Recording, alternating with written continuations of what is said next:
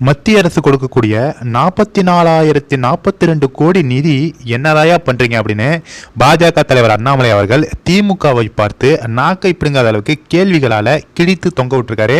ஏனோ தானு கேட்கல, ஒவ்வொரு கேள்வியும் நல்லா தலையில ஆணி அடிச்ச மாதிரி நச்சு நச்சுன்னு கேட்டிருக்காரு. பாஜக தலைவர் அண்ணாமலை அவர்கள் என்ன பதிவு போட்டிருக்காரு, என்ன கேள்வி கேட்டிருக்காரு அப்படிங்கிறத இப்ப பார்ப்போம்.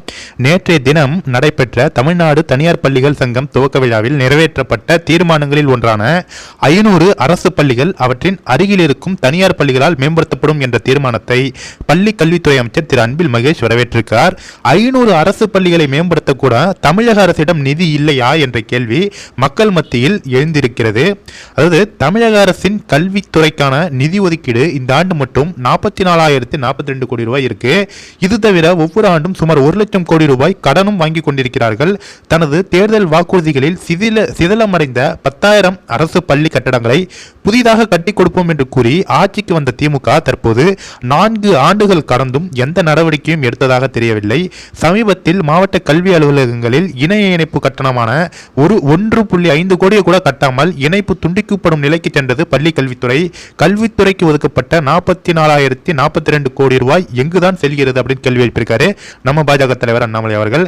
நாட்டின் நாளைய தூண்களான மாணவ சமுதாயத்தின் கல்விக்கு கூட தனியார் அமைப்புகளிடம் உதவி கேட்கும் நிலையில் இந்த திமுக அரசு தள்ளப்பட்டிருக்கிறதா அப்படின்னு கேள்வி எழுப்பியிருக்காரு. அடுத்தது, அடிப்படை வசதிகளை கூட ஏற்படுத்தாமல் இந்த நிதியை என்னதான் செய்து கொண்டிருக்கிறது திமுக அரசு அப்படின்னு கேள்வி எழுப்பியிருக்காரு.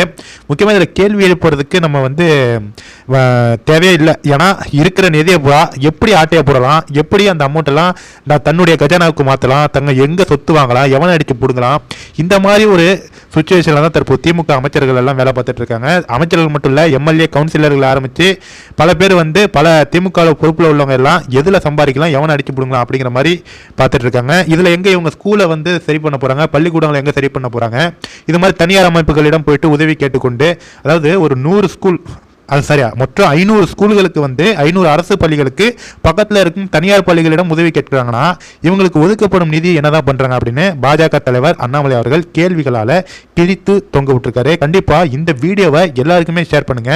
அதாவது நம்மளுக்கு கொடுக்குற, அதாவது இந்த அரசு பள்ளிகளுக்கு ஒதுக்குற நிதியை ஒழுங்கா சரி பண்ணாங்கன்னா பல அரசு பள்ளியில பல மாணவர்கள் தனியார் பள்ளிக்கு செல்ல அவசியமே இருக்காது.